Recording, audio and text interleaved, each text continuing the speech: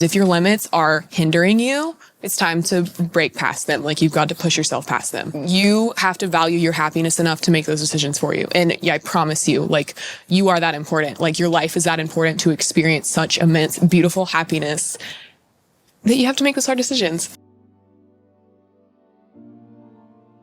Hey everyone, I'm Melissa Brasilia. This is Very Human, a dynamic podcast that celebrates the human experience by nourishing meaningful and open conversation, where we encourage unity, consciousness, and self-discovery.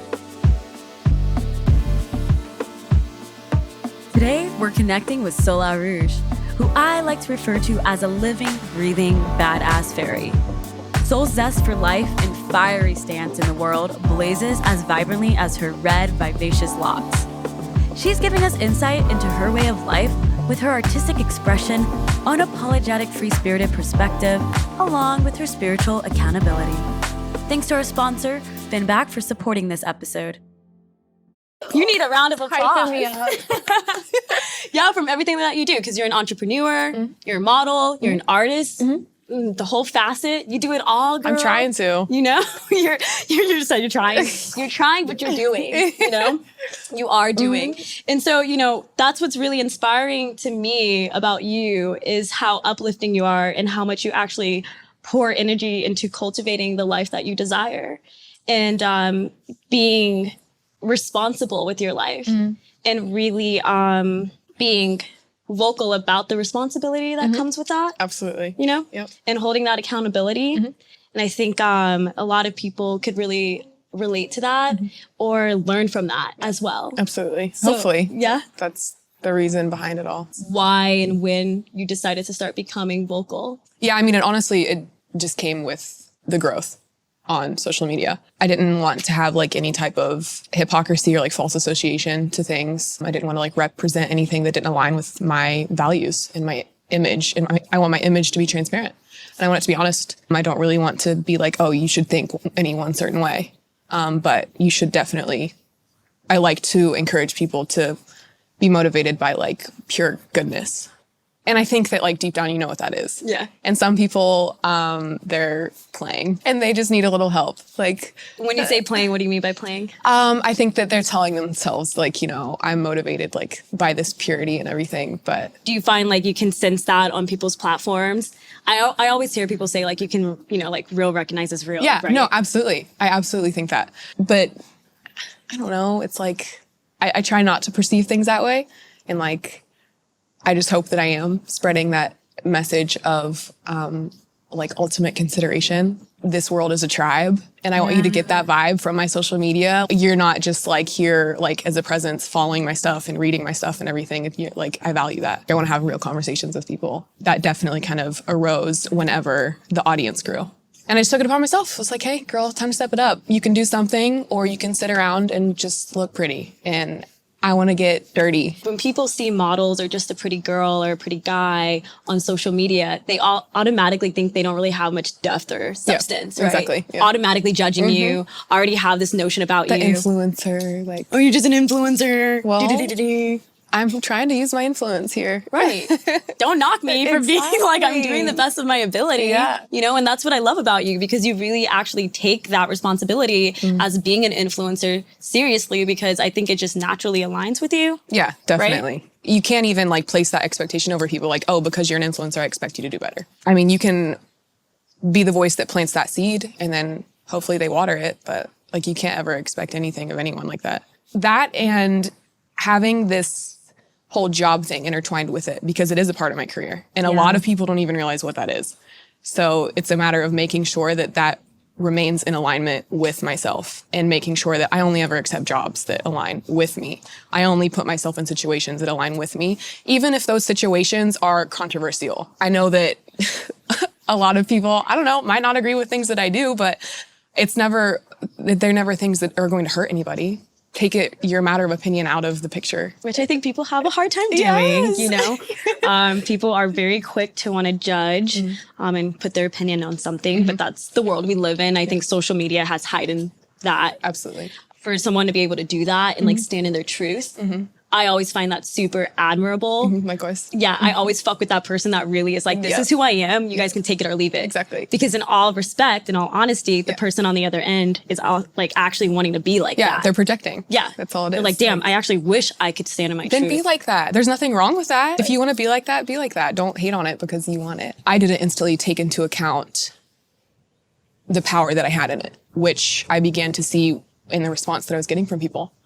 And I knew just innately, like, I wanted to do good. Like, and that was it. Whatever that may be, however I can utilize this to do that, that's what I want to do. But it is difficult keeping that balance with the whole career aspect of things. Where do you find that difficulty with the balance? From a business perspective, you do have to sort of run your social media in a way that caters to specific audiences. Right.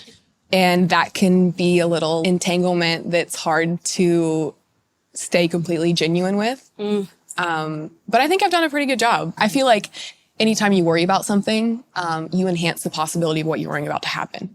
So I just don't worry. And I'm just like, you know what? I'm just going to do this because it's what I perceive as being good. And I genuinely believe that it's good. And we're just going to go with it. And it works. Every time, right? Every time. So like right before you post something, are you ever like questioning it since you said you don't worry? Not anymore. Not, but you used to. No, it's out the window. Yeah? Yes, absolutely. Like, it was like, is this song lyric? Just the mood of this photo. But do you like get a little bit nervous on how people might perceive what you're posting and like the feedback and the commentary you're going to get? In the beginning, for sure. Yeah. Because it was like so new, like that position. But now, and in the beginning, I was the type of person that would still kind of rise to the defense or take something personally. And now I just understand completely, like, this person is responding in a way that has nothing to do with me, but I really enjoy, like, dissecting people's response to me now. And I always try to encourage, like, mature conversation. Like, if you want to disagree with me, that's totally fine. Don't expect you to agree with me. I would love to understand why you disagree with me, sort of thing. Like, maybe we can understand each other more. That's such a great place to stand in and like a really beautiful perspective, because I think oftentimes people take things way too seriously and personally on social media. It's like a personal attack every time you're like, I'm ready to fight. For real. Like, oh, you don't agree? Ninja hands up. Yeah, like, girl. Right. To be able to take a step back, which I've noticed that you've always been super adamant about being like, you know what? Let's have that conversation. If you guys disagree, that's totally fine. This is my perspective, my opinion, but I'm open to hearing what you have to say. Yeah. I'm very similar in that way too. Like, because when you are going to be that vocal, like you have to be ready for the contrarian point of view, and you have to be able to listen. Exactly. Because it doesn't always mean you're right. Exactly. You know, and it also doesn't mean you're wrong. Yes. I love that. Honestly, I love being proved wrong. Like, I used to hate it, of course, like any normal. Yeah, that ego comes in. Dang, I don't want to be wrong. But like, now I love it. Like, I don't perceive it any less than an opportunity to like grow and learn. Like, there's this stigma behind being wrong where it's like, oh, bad, like you're in trouble. But that's not the case anymore. Like, I wish so many more people would perceive that as just like, oh my God, I can be better now. Like, I can grow. Thank you for showing this to me where I was wrong in my behaviors or what I thought to be true. Like, it's okay. You learn so much from being wrong, but wrong doesn't mean like it has to be like what you were saying, this demonized it's concept. not a bad thing. You can definitely find a lot of growth in being wrong. I mean, I think you always find growth in being, the most, for sure. Far more than being right. Right? You know? Always, always, always, always. And with that being said, you know, with being wrong on social media, especially Instagram. The spotlight. Yeah, yes, the spotlight's on you and you find yourself sometimes being censored. This sense of censorship comes into play, which I know you recently just posted something. Yeah, everyone's going through it right now. It's freaking crazy, which, I mean, I respect it for sure, but I just don't understand like why it's so bad. Like how are you going to like demonize the human body? Right. Guy was born without all of this, so what? I don't get it. I mean, and I know there's like tons of association with like religion and all these things that tie in, but at the end of the day, like what's right and wrong to you, like that's up to you. But don't ever force that onto anyone else. And if you don't like something, don't do it. But that's why I understand Instagram. It's a public platform. Like you have everyone on there and I get it. But being a public platform, you have all this room for freedom of expression, right? That they might be limiting with all this censorship. Which is like, isn't that illegal? I don't know. I'm pretty sure it is. Yeah, right? When I first saw your post, I was like, is this even legal to be censoring things to this nature? Because you're not really doing anything outlandish. No, it's not terrible. No, not at all. But I definitely have been scrolling across a few people's posts, and they've been talking a lot about being censored. And it's usually the people who are kind of pushing those boundaries, either speaking on something that is a bit controversial or posting something that would be considered controversial. So it's interesting all of a sudden. But how are you going to limit controversy? Shouldn't people be able to like have those discussions? They should express their opinions like that. Maybe Instagram just doesn't want to be that platform. I don't know. Sorry, Instagram. We're coming for you. Instagram. But yeah, no, I noticed it. And that's the irony of Instagram though, because there's just like a range of, you know, what you're posting, which is this very tasteful implied nudity, which is gorgeous versus not to like, you know, bring or demonize anyone else, but it's just a range of things. So it's funny, like what gets approved versus what's getting taken down. Absolutely. Yeah. And I don't understand. I feel like nudity is like hypersexualized. Like just because someone's naked doesn't mean that they're being sexual. Yeah. But that is a hard line to like figure out what side you're on. Like maybe, I don't know. I feel like it's pretty apparent when someone's being sexual, but. Tell me what you believe being a free-spirited human means to you. And what does that look like in your everyday life? So for me, that means exploring every corner of your being, the ones in the dark and the light. And obviously the dark ones aren't nearly as fun to explore, but it's necessary for growth. Otherwise, you're just going to stay within the confines of your comfortable four walls. And that's something that does take a lot of discipline, because it is so scary to achieve that type of growth because you're going to receive criticism. And I feel like the greatest fear of humans in general is the unknown. So teach yourself how to grow, and definitely fight for your free spirit. Don't let all of those intimidations keep you from achieving that. Oof. And I'm free. But break down those walls for yourself. Like take off those chains and allow yourself to be free from all of the things that hold you back. So you saying it right now sounds so easy, right? Yeah, very, right? Yeah, but it's not easy. It's not easy, but it's worth it. It's so worth it. Once you're here and you look back. Oh my God, you're like, how did I? I'm like, damn, I'm good. Yeah, you're like, oh, I can move. Yes. You know, then you look back at that old self and you're like, how was I ever there? Yeah. And, you know, I think you really said some beautiful, very meaty things in what you just spoke about. Because like I said, it sounds so easy, you know, for someone who is already there. Exactly. And I think oftentimes people who may be looking on the outside, who wouldn't be considered or consider themselves to be free-spirited, they always want to know, you know, how do you get to be like this? You know, or, oh, they assume that you're just like born like that. You know, it's like, oh, I mean, just, some people. yeah, I mean, it's nature versus nurture, right? So it's inside of you. Like naturally, you are free-spirited to some extent. But I think oftentimes people forget or don't realize the hard work, like you mentioned, that goes into cultivating and pretty much allowing that life to continue. Exactly. It's not just wake up every day and you're in a good mood and things happen for you. It requires, like you mentioned, discipline. It requires accountability, responsibility, you know, and you really do have to fight for yourself. You have to fight for your soul. And so you said something about embracing the dark. I personally love the dark side. I do. And not because it's fun. Yeah. My butt cheeks are clenched the whole way through. I'm like, bitch, get me through this. But there's something beautiful about it, right? Because to know your dark is to know your light. Exactly. If you don't know your dark, The other doesn't exist. the other doesn't exist. Yep. Because life is all about duality. Exactly. The dark is not necessarily always has to be seen as like being this terrifying thing. It's uncomfortable. It is. It's extremely uncomfortable. But I think something that I do is I honor it, you know, and I allow it to come in because I know I And won't be there express for very gratitude long. for it. Exactly. You know, I'm like, this isn't, I know where I belong. I know where I belong. But I can't get there without you. I can't get there without you. So I'm going to embrace you. Exactly. I'm going to allow you to like show me what I need feel to it. know. You got to feel it. I love to give myself, like when I'm feeling a little bit on the darker side, I give myself whatever I feel is respectable, but I'll give myself literally, I'll be like, you get 2 days or you get a week or maybe it doesn't have a time. Exactly. But I definitely like to kind of be like, you know what, feel it. Like if you got to feel it, feel it. If that means you need to Recognize cry it. in your bedroom Yeah, and you need exactly. Don't push it back. don't push it back. That's what happens.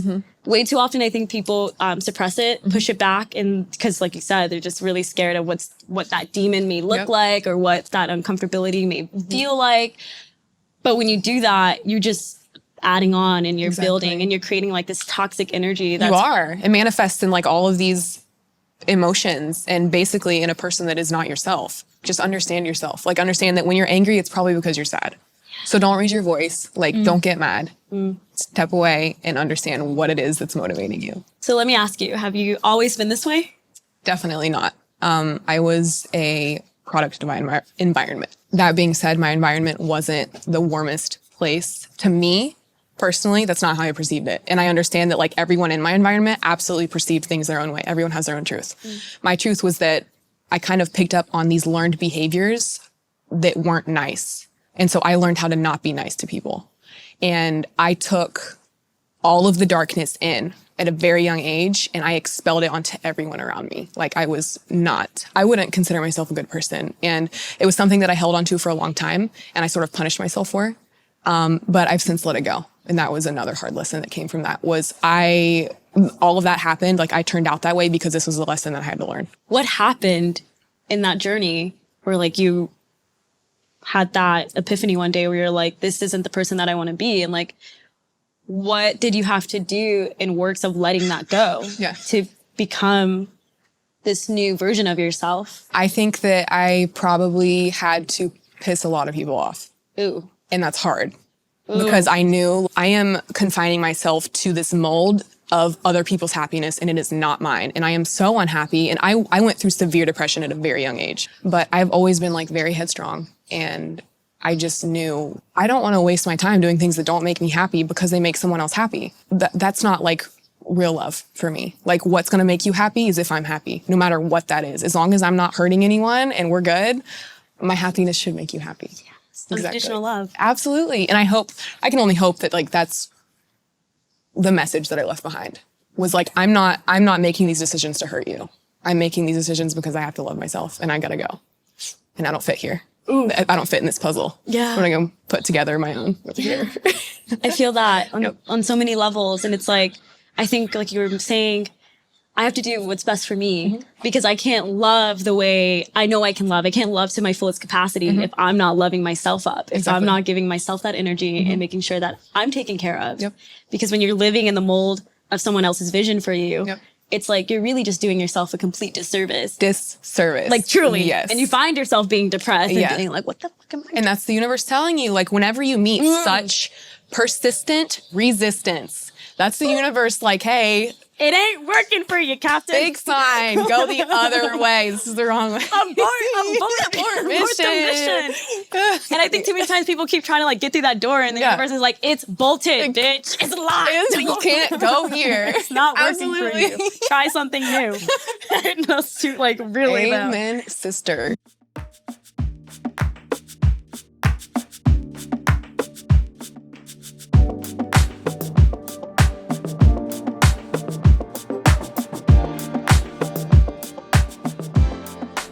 You said like you had a depressed moment in your teens. Would you say that was kind of like your awakening?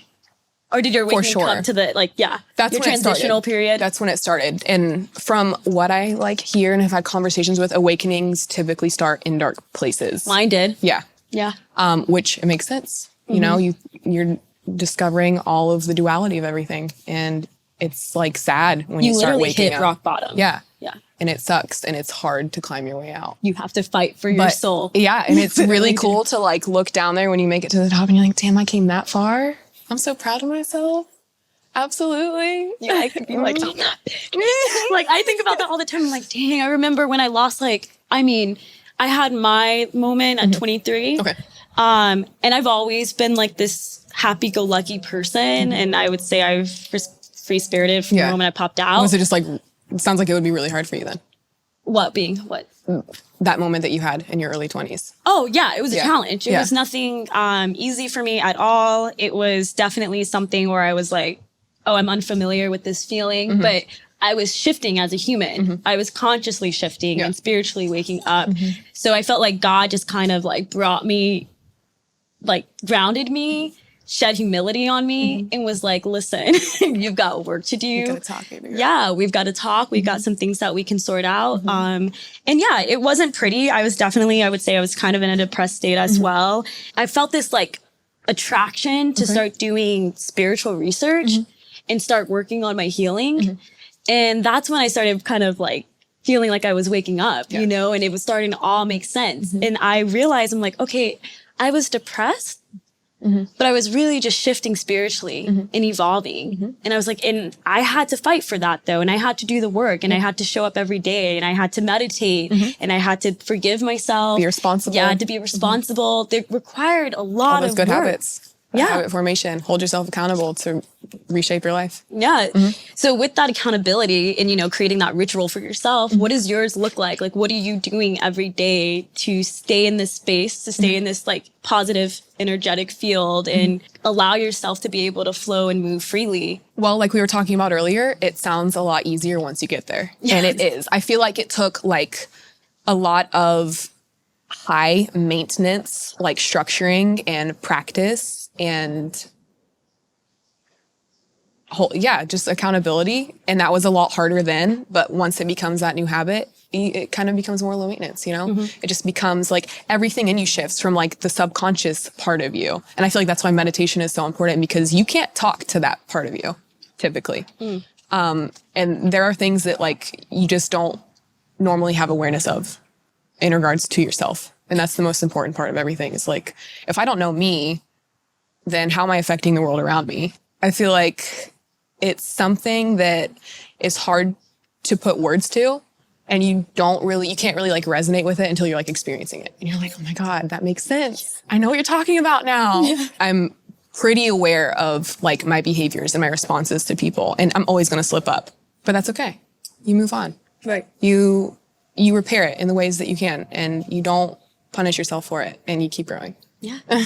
Yeah, I would definitely say practicing mindfulness and like allowing yourself to vibrate at a certain level definitely requires a certain energy. That is hard work. I think oftentimes people don't realize that if they're not in that space. Like I was saying earlier, they just think like, oh, you're just like this. But it's like, no. This is an everyday practice. I got to check myself every other day to be like, okay, no, bring it back this way. Or, you know, you really do have to set something for yourself. You have to have a ritual. You have to put in the work. Like anything, it is hard work. It's not just an effortless, easy thing. And if you want to be the best for the world around you, you have to be, I call it being, what is it? Selfishly selfish. One of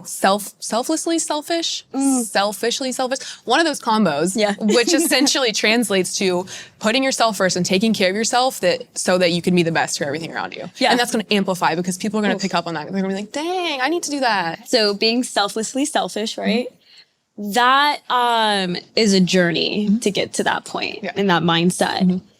Can you tell us a little bit about what practices and like work you've done emotionally, mentally, spiritually, and physically to find yourself at this space of gratitude and like being able to live the way you live? And what does that look like for you? It's basically take only what you need. And it's being able to distinguish what you need from what you want. Because being what you want is often motivated from selfishness and like not always in a good way. We often want, you know, what's going to benefit us solely. So I made a decision when I was about like 15 years old. So almost like 10 years ago. And I was like, I'm going to change my eating habits. And I didn't know why. Of course, there were subconscious motivations. Like I grew up on a farm. So I was like directly exposed to these things. And I remember whenever I was that young, I didn't really know what was going on. You never do when you're young. But I made this decision to kind of go vegetarian and then slowly transitioned to being completely vegan. And that was because like, I just didn't see, like if I could personally thrive off of, you know, a diet that can benefit the environment and nothing has to die, why not? Like, that's great for me. And that was tough in its own. But another thing that I did, kind of not even being aware of it, was start into fitness and yoga, and the whole just like health realm of things. Because despite being vegetarian, it's not always eating healthy. Like, right, yeah. And I was very depressed at the point of whenever I picked up working out. And then it just became the best outlet for me. Being able to do it like on my own terms and push myself past these limits again in just this atmosphere where I test my strength and I test my endurance. And it's so meditative because I'm not thinking about anything when I'm doing it. Like I'm feeling this burn and this push and knowing my body is getting stronger. And obviously this interacts with your hormones and everything that programs you essentially. And that was like adopting fitness and like mindfulness in regards to my health was the single best decision I could have ever made for myself. And it was like, whenever I first started, there were like waves where I was like in it and then I kind of fell out and then I got back in it and I kind of fell out. And now it's just so easy because I'm there. Yeah. Like it's the same thing that we've been talking about this whole time where like, you just have to persevere. You have to keep doing it. You have to show up for yourself. Because once you're there, girl, like, just sit back and relax and enjoy the ride. Because now it's just like a program thing. You just do it effortlessly. Absolutely. It's who you are. It's who you've become. I even began to perceive it like all of these little elements of my environment, the music I listened to, the books that I was reading, the people that I was surrounding myself with. And the people is the hardest one because it's very hard to understand like the lifetime of a relationship and that you can have a whole lifetime within one relationship and it not last your whole life. Not everyone is meant to be your best friend. Not everyone is meant to be your forever lover, but everyone is in your life for a reason. And knowing like when to walk away from certain relationships or being able to identify, you know, oh, I'm feeding these unhealthy habits that I had adopted from a long time ago by like staying in this type of relationship.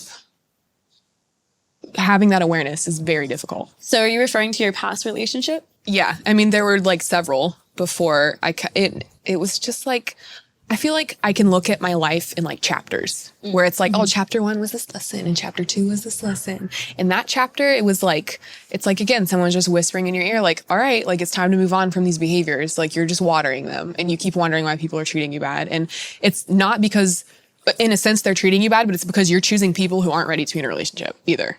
So you're not ready to be in a relationship because you can't identify when to walk away from a relationship that nobody is ready to be in. Would you say like that person might be a reflection of where you're at? Absolutely. Yeah. And it's those behaviors that you were, you know, either raised around. So you think that they're normal and you think that they're even healthy and you're like disillusioned by what love is. Yeah. Exactly. And it's one of those things that you just have to listen to your intuition about. Like, you know what love is. And I'm sure that so many people are going through this where they're just in these relationships that like you keep fighting for. Like you're like, I want it to work out, but they're meeting that resistance. And that's the universe saying, hey, it's not meant to. Door. Like you got the chance to love this person and you experienced some amazing things with them, but love them enough to allow them to go experience other amazing things elsewhere. Right.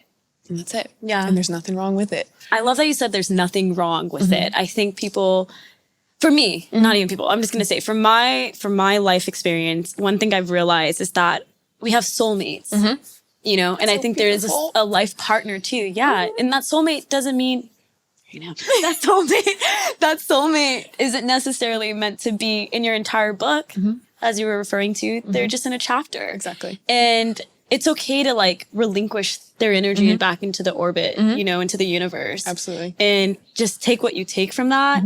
And I think oftentimes from what I've seen with myself and with people around me, it's holding on for too long, you know? Because it's so hard to let go. It's so hard to let go because I think people find comfort in just that companionship, right? Yeah, you forget how to be alone. You forget how to be alone. It's scary to be alone again. Yeah. But I really do find so much beauty in the aloneness because it goes back to the programming of the mind and affirming to yourself. Being alone doesn't mean you're lonely. Yeah. It just means you're taking time to heal. And make sure that you're enough for yourself. Yes. So then eventually one day you'll attract your match. There become so many limitations with relationships, right? Especially when you have to compromise, when you don't know yourself that well, and when the other person involved in that relationship doesn't know themselves that well. You find yourself at this crossroads where you have to release, right? And let go. What energy did you have to like pretty much muster up to get to that point? Well, I was silly for a long time. How silly? How long? I mean, it was like my whole like dating early adulthood. I've always been in extended relationships. It was never like flings. And I was finding these like similar patterns in all my relationships. Like this guy wanted to tell me what to wear.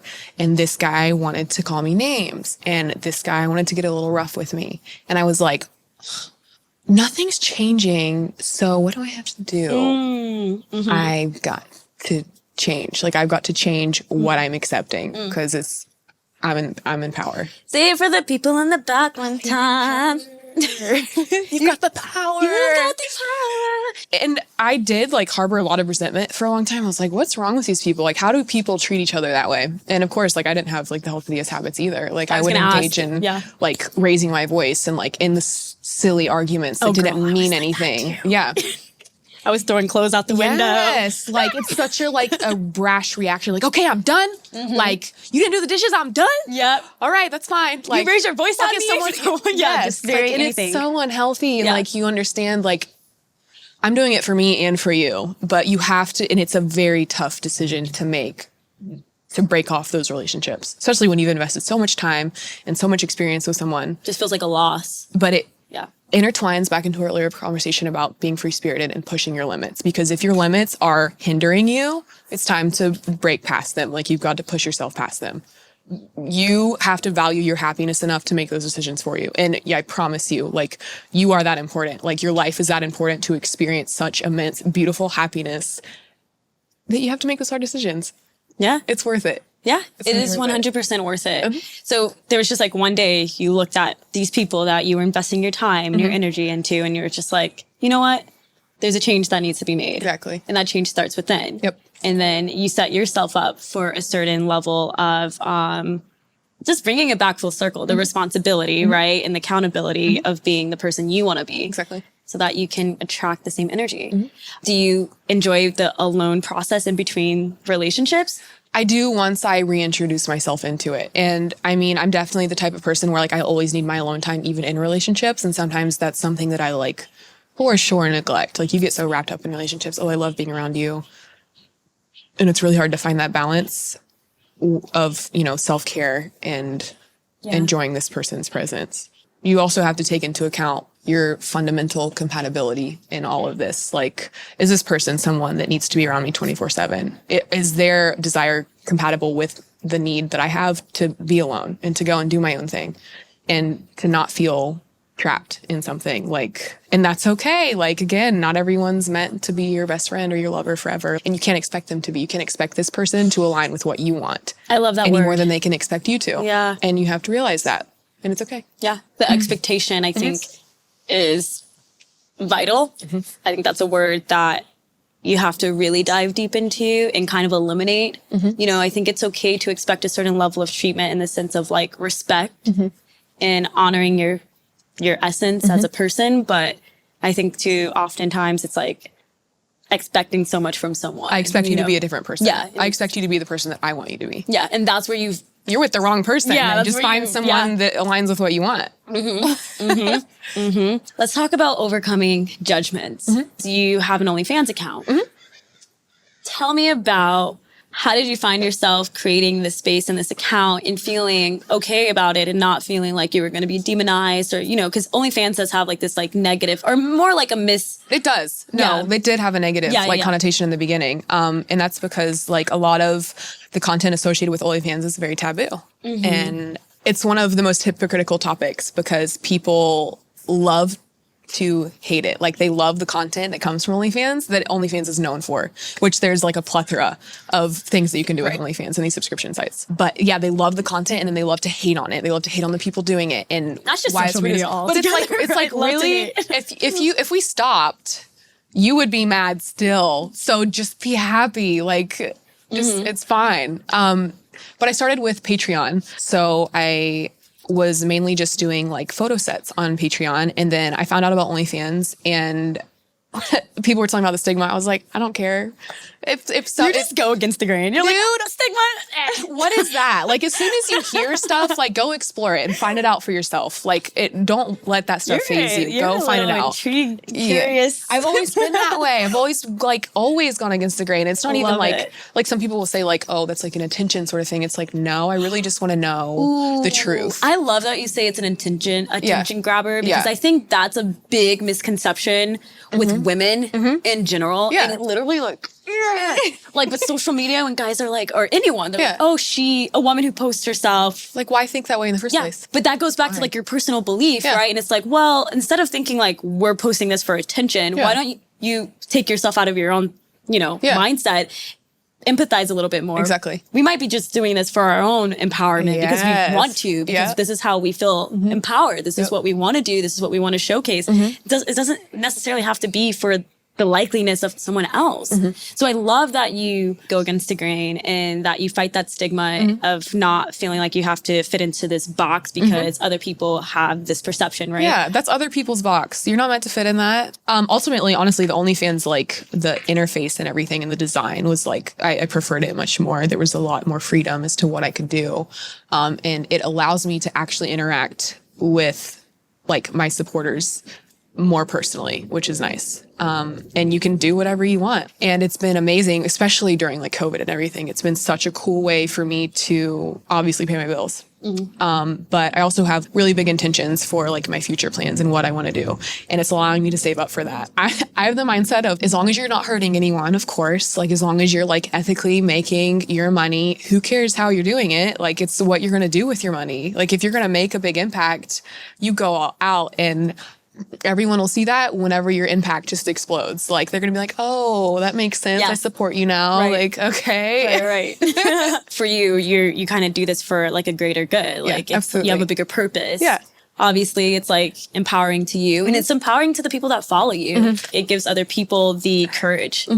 I think that's really important. It's like inspiring others, uplifting them and being like, hey, listen, I'm happy in this space. I do what I want. And it's okay if you don't like it. Through your journey so far in life, right? Your process. What are some of the lessons that you've learned along the way? And like, what is being human and like living this human experience? Like, what does that mean to you? The most significant lessons that I've learned are kind of cliche, but there are signs and you're going to pick up on them. And you might think like, oh no, like that doesn't mean anything. But in the end, like you give value to what you want to give value to. But always follow your heart. You know, like what's right and wrong and what's good and bad for you. And I can't stress how important it is to water yourself and allow yourself to grow. You can't hurt other people unless they allow you to hurt them. And vice versa. Like someone else can't hurt you. They can't make you feel a certain way. Because often people go, oh, well, you made me feel this way. Like, no, you made you feel that way. And it's a very hard one to understand. And I didn't understand it for a long time because I didn't understand that, oh, my emotions are something that I can't control. Yeah. And that's so hard because like whenever you get sad or whenever you get angry, it creates this bodily response. I'm sweating, I'm shaking, my thoughts are going 1,000 miles an hour. I'm thinking of all the things that I can say in our next conversation. And it doesn't have to be like that. Like just quiet your mind and listen to your inner voice and do what you love. Don't let the external pressures pressure you. Yeah. Focus on yourself and being the best version of yourself. I love that. I would agree. I would 110% agree with that. Bringing it back full circle, what does the human experience look like for you? And if you can tell the world today what makes you very human, like what you would say is like your most very human trait, what would that be? That I'm just like super weird. Like I'm just a weirdo. And I used to be like so self-conscious about it. And I had a hard time being myself because of it.